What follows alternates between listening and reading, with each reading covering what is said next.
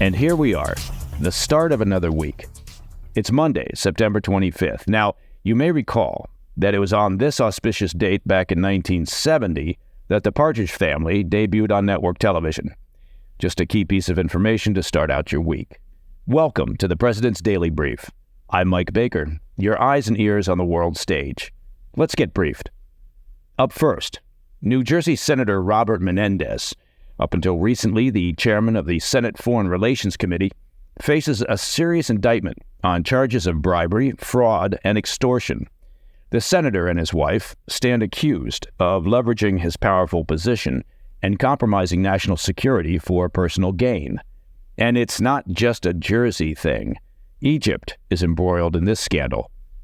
Next, in a significant move amidst the ongoing conflict, as part of a new military aid package to Ukraine, President Biden has assured Ukrainian President Zelenskyy that the U.S. will provide the nation with long-range missiles, potentially altering the course of Ukraine's battle against Russia. And then, a little later, the politicians in Washington D.C. are at it again. Yes, it's Groundhog Day, as Capitol Hill braces for another government shutdown. Lawmakers are racing against time to prevent the squeaky, dysfunctional wheels of government from grinding to a halt. I'll explain what is and isn't at stake. Finally, in today's back of the brief, we've discussed Canada's allegations of India's involvement in a Sikh activist's murder on Canadian soil. Now these allegations from Justin Trudeau, thus far not backed up with evidence or details, have caused a major rift between the two countries. Today, we're getting some insight into what may have led to the allegations, aided by the Five Eyes Alliance. But first, today's PDB Spotlight. This morning, New Jersey Senator Robert Menendez, up until this past week the chairman of the influential Senate Foreign Relations Committee, is battling for his political life. This comes just days after the United States Attorney for the Southern District of New York unveiled a 39-page indictment against him with charges of bribery, fraud, and extortion. The indictment lays out a tangled web, accusing both Menendez and his wife, Nadine Menendez, of fostering a corrupt relationship with three Egyptian-American businessmen. The couple allegedly agreed to and pocketed substantial bribes, leveraging Senator Menendez's powerful position to shield and enrich these businessmen. Payments purportedly ranged from cash and gold to assistance with a home mortgage and even a luxury car, a brand-new Mercedes-Benz. Now, this is the second time in several years that Menendez has been accused of graft and corruption. In 2017, he allegedly took lavish gifts to pressure government officials to benefit a Florida eye doctor.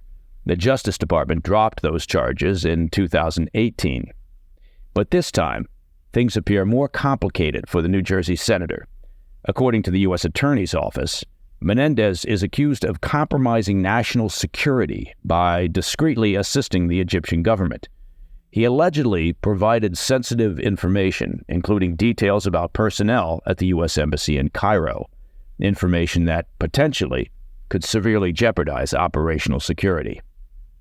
The indictment also outlines instances where Nadine Menendez acted as a conduit, informing the businessman about Senator Menendez's decisions related to foreign military financing and sales of military equipment to Egypt. A search of the Menendez residence in June led to the discovery of $100,000 in gold bars and nearly $500,000 in concealed cash, some found stashed within clothing bearing the senator's name. Despite the apparent mountain of evidence, Menendez steadfastly denies the allegations, accusing prosecutors of distortion and affirming his commitment to his Senate work. That's nice. He just wants to be there for his constituents.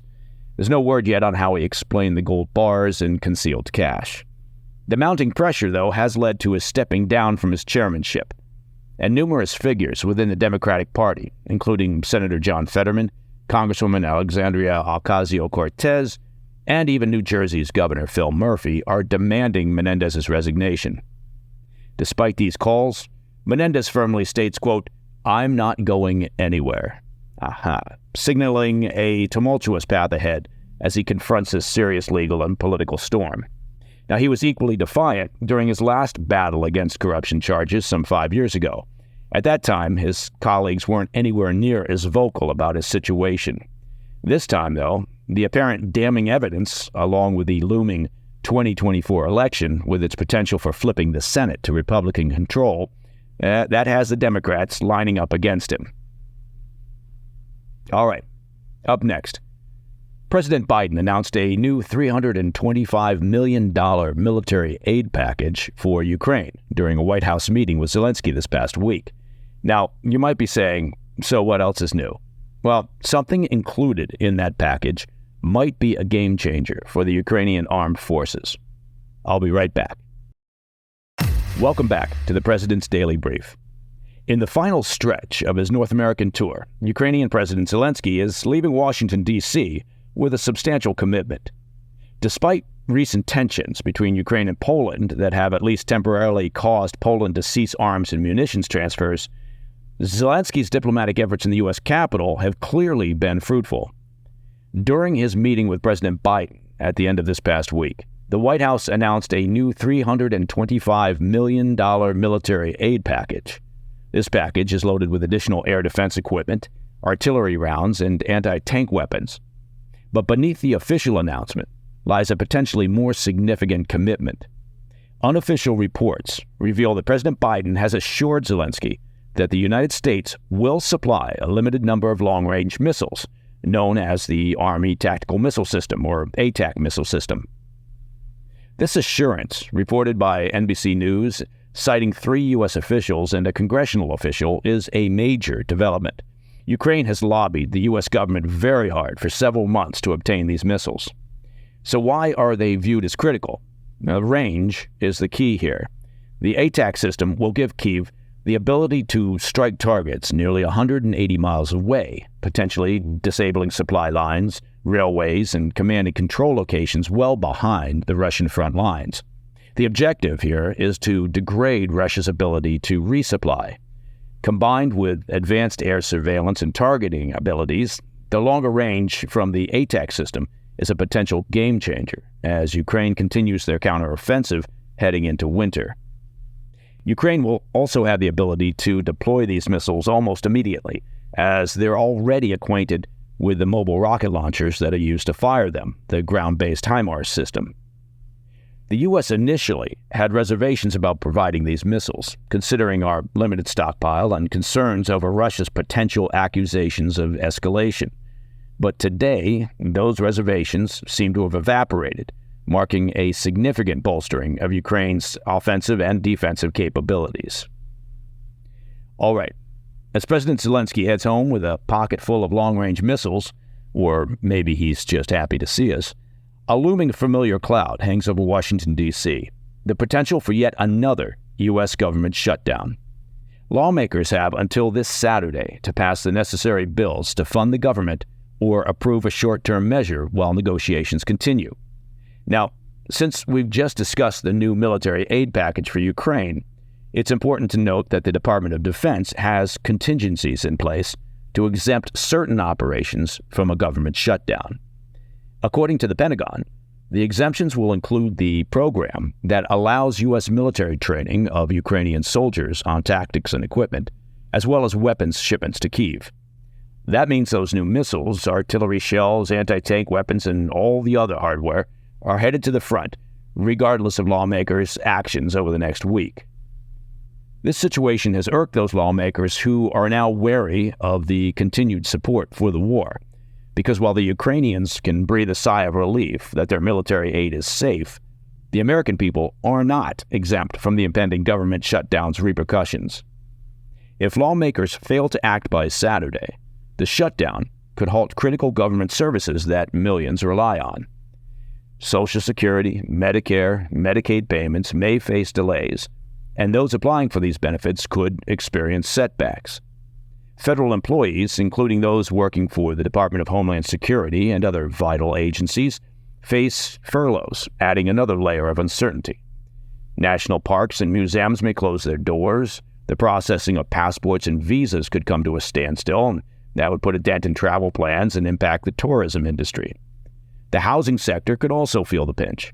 with the processing of federal housing loans facing potential delays. And small businesses seeking federal loans will have to wait, hampering growth and possibly leading to layoffs. If this all feels somewhat familiar, well, that's because it is. The last government shutdown was in late 2018, lasting for 34 days and stretching into 2019. All told, there have been 21 shutdowns during the past 50 years. The interesting aspect of this current situation is that past shutdowns have typically resulted from battles between whichever political party controlled Congress and the White House.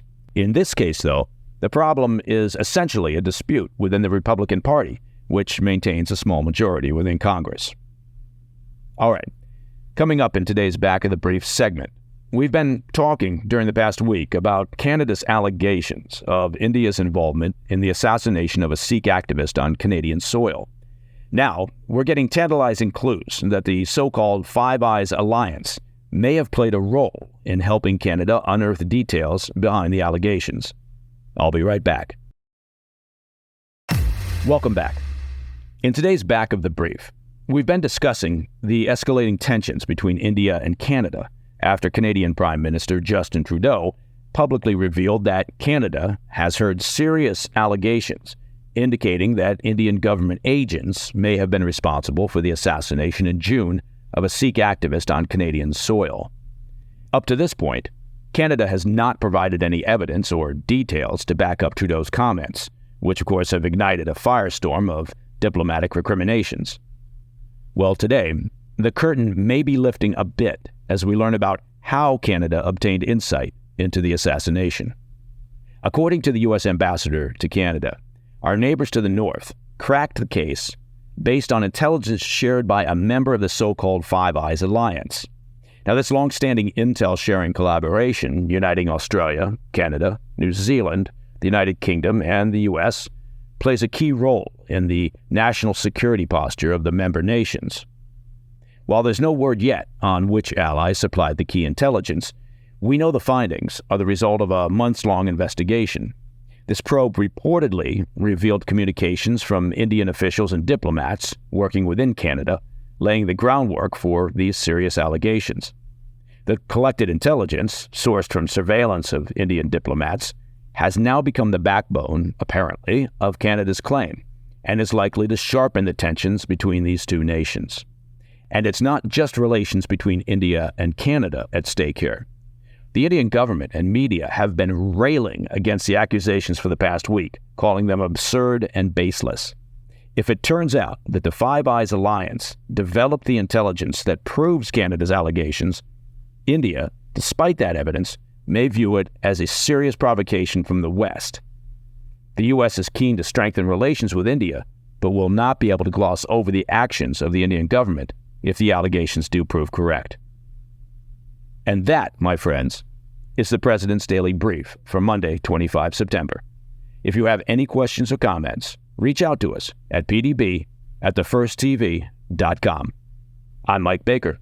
Until tomorrow, stay informed, stay safe, stay cool.